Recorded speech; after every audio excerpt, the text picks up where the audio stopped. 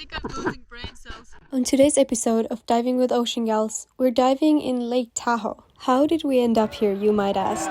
Well, I was visiting friends in California, and one of our stops was this beautiful, famous alpine lake called Lake Tahoe. We heard from the locals that it was clearest that it's been in a very, very long time. So of course, we had to go check it out. Alright, how are we feeling about this dive?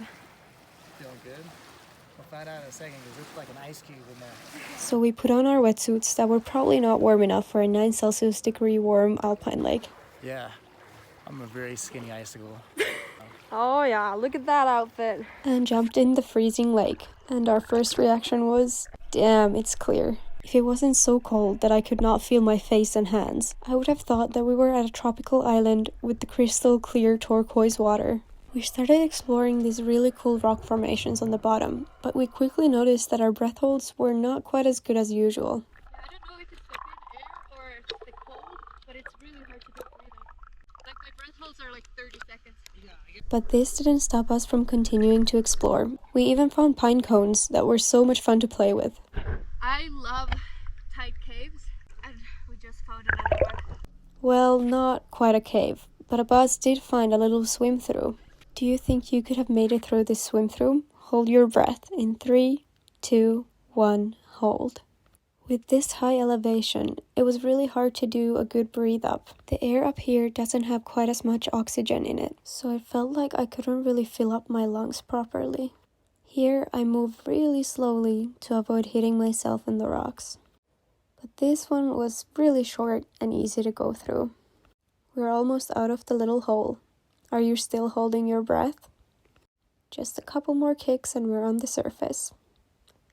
It's time to breathe. I'm so used to diving in salt water that I was really excited that I could drink the water. Is this okay to drink? Find out.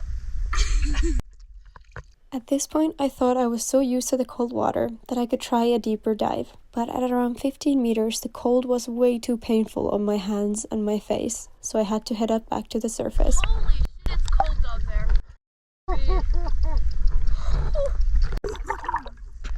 I think I'm losing brain cells. And that was enough for that dive. How was the experience? Chilling.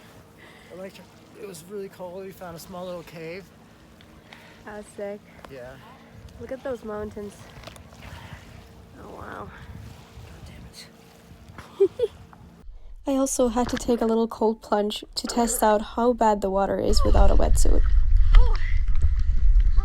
And then it was time to warm up on the beach. How's the breakfast?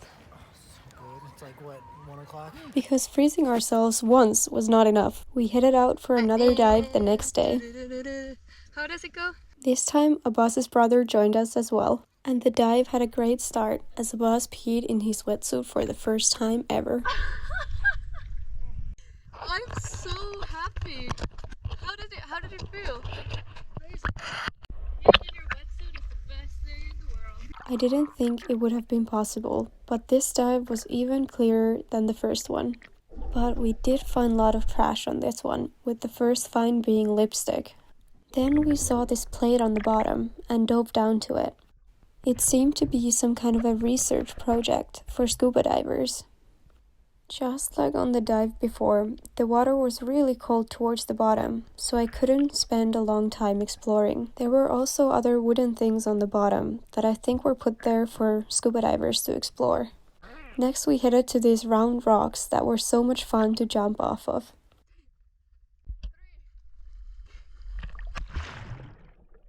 And of course, Abbas found another swim through. This one was even prettier with the amazing visibility.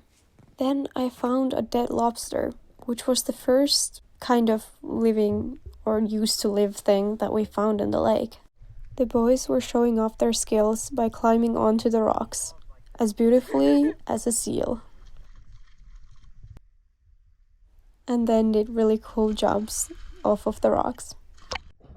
I continued to find some trash. This time, sunglasses that I had to dig from underneath this rock, as well as a flip-flop that was right next to it. It was clear that this spot was much more popular with the tourists. We continued to explore around the rocks and made some bubble rings. And then I finally found some little fish. They're a little hard to see with the sun rays hitting the bottom, but there they are.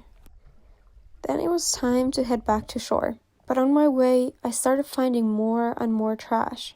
This spot in front of the beach seemed to have gathered a lot of plastic and other trash.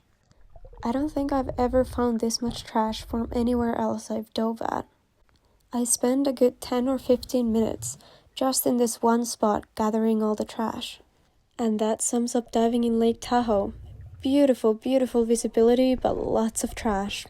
See you in the next one. Bye!